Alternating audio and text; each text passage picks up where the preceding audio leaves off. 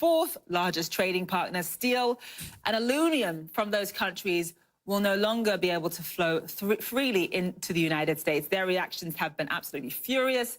Canada's Prime Minister called the U.S. measures an affront. Take a listen. Let me be clear. These tariffs are totally unacceptable. These tariffs are an affront to the long-standing security partnership between Canada and the United States, and in particular, an affront to the thousands of Canadians who have fought and died alongside their American brothers in arms.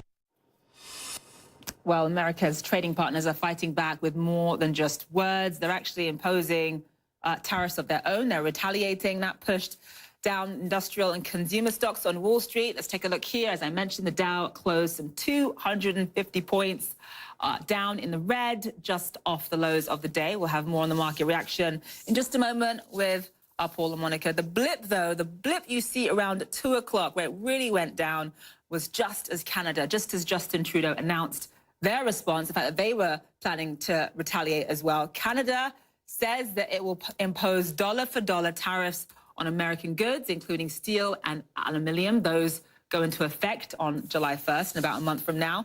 And Mexico announced equivalent measures on items like steel, pork, and produce. Those will remain in force until the U.S. drops its own tariffs.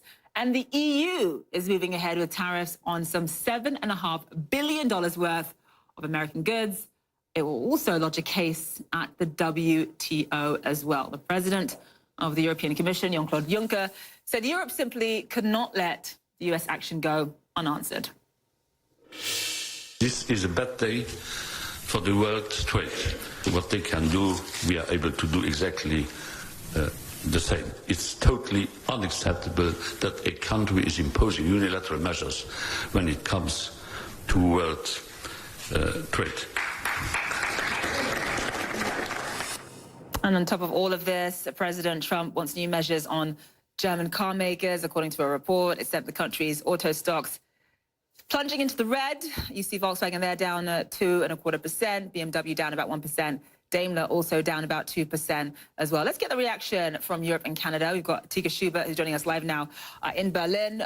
Paula Newton, though, is joining us from Ottawa. So, Paula, let me begin with you, because one of Wilbur Ross's main complaints was that he slapped on tariffs because negotiations in terms of NAFTA was taking far longer than he had anticipated. I'm just curious, aside from the whole national security argument, what has Canada's reaction been to the rationale behind these tariffs? Well, they say that there absolutely is no rationale, but it has changed today. Today, we saw a marked change in the way Canada will now handle the Trump administration, and you will see that Europe will react that way as well. What am I talking about? Well, Justin Trudeau has been known to box. He's now taken the gloves off. Now, he refrained from any kind of name-calling or being that too hard against the Trump administration, but when asked bluntly, why do you think they did this after months of trying to negotiate, he just said, I don't know. You're going to have to ask the president.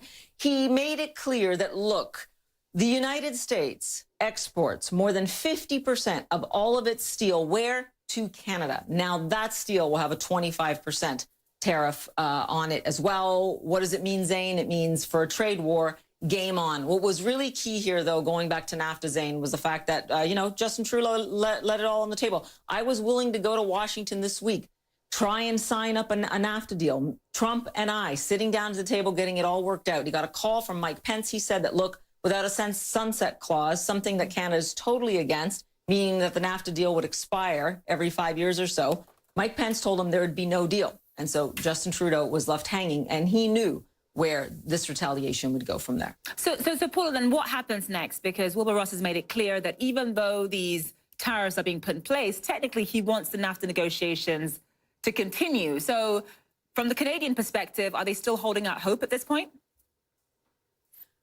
Oh, absolutely. And they will continue to negotiate. This is all a bargaining tactic. And unfortunately, industries on both sides of the border, quite frankly, throughout the world, consumers and businesses will now be on the hook because they will be paying more for certain goods.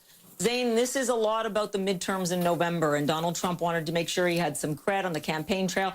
He is terrified that the Democrats will take over the House. He wants this credibility in the Rust Belt. He wants some of those tight races to go the Republican way.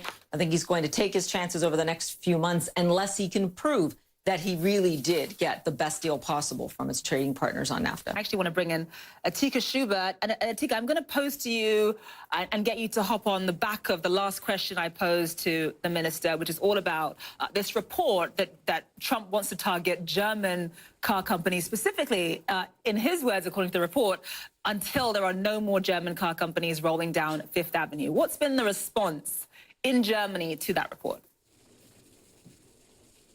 Well, obviously, Germany is not very happy about this. They don't want to see any sort of tariffs being put on its cars. You know, I have to point out that Trump seems to have had a long-standing problem with German cars. In a 1990 Playboy interview, for example, he said that he would, quote, tax every Mercedes-Benz rolling into the United States. So this is a long-standing thing with him.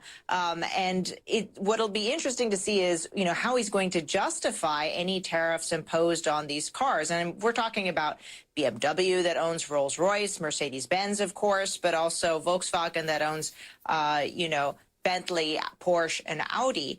Now, he's already set up an investigation saying, listen, how can we justify tariffs on luxury cars? And he wanted to do it on the issue of national security, which for Germany sounds ridiculous. And at the same time, Germany's very angry to see the tariffs imposed on aluminum and steel. They've said they're illegal and incomprehensible, and that's why they're going to be joining in this WTO legal action tomorrow. But at the same time, they don't want to see an escalation because they are worried that it could mean that President Trump goes even further and puts these tariffs on Germany's luxury cars. All right, so they're going to make a complaint to the WTO, but, you know, a complaint to the WTO, Atika, could take 1 year, maybe 2 years, maybe even more than that to resolve. So it could be a long time before we get an answer. And then once you do get an answer, either side could end up appealing. So it could be a really long time. I mean, how long is the EU prepared to wait to resolve all of this?